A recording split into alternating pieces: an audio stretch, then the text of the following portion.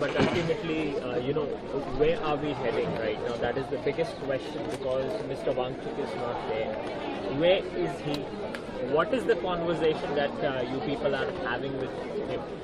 Plus, what is the conversation that is undergoing between the government? Is there any kind of communication between CJP and Mr. Wangchuk, between CJP and the government? So first of all, you said, where is this movement heading? This is the biggest movement in India's post-independence history. No one, especially the government, would continuously demean the students, the youth of this country. They could have imagined that 20th July will see lakhs and lakhs of students.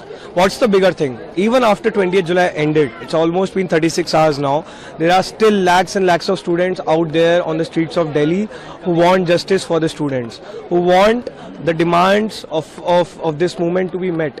And we have said this very clearly, what happened on 20th was a trailer. If the government doesn't agree, millions more will come to Delhi, because this time will not hold back, will not stay silent. We have seen too much, we have witnessed too much, we have experienced too much. 20th July ko the way the police behaved, we have seen it all now. So the government really needs to get its act together, otherwise the youth of this country is going to take them down, and take them down very badly. शांत क्यों नहीं रहेंगे? हमने कब बोला शांत नहीं रहेंगे? इससे ज्यादा शांतिपूर्वक आप बताइए कौन सा आंदोलन रहा है?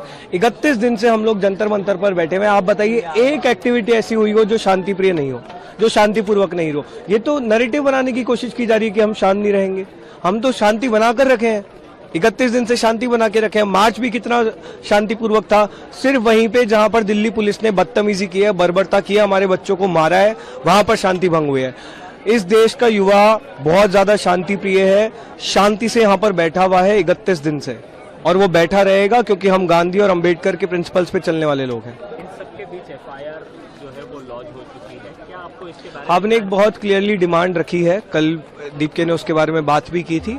कोई भी प्रोटेस्टर पे किसी भी प्रकार की एफआईआर या फ्यूचर एफआईआर हम लॉन्च नहीं होने देंगे, उसके बिना ये प्रोटेस्ट खत्म नहीं होगा। जहां तक बात हमारी टीम की है, हमारी लीडरशिप की है, हमें किसी एफआईआर से कोई डर नहीं लगता है। हम पहले दिन से तैयार हैं यूएपीए एनएसए में अरेस्ट होने को।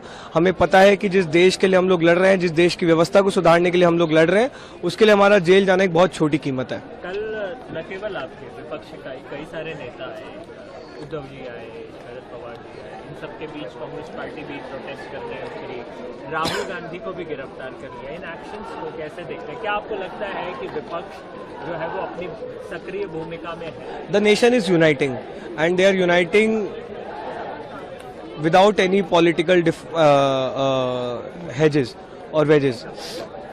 अभी हमें चाहिए कि सारे देश के लोग, कोई भी पॉलिटिकल पार्टी, मतलब भाजपा के लोग भी हों, उनको साथ आना चाहिए, क्योंकि एक बहुत बड़ा आंदोलन है, बहुत बड़ी डिमांड है, जेन्युइन डिमांड है। और जो भी लोग अपने लेवल पे कर रहे हैं, सीजेपी के साथ रहकर कर रहे हैं, सीजेपी के बैनर तले कर रहे हैं, we welcome all of them.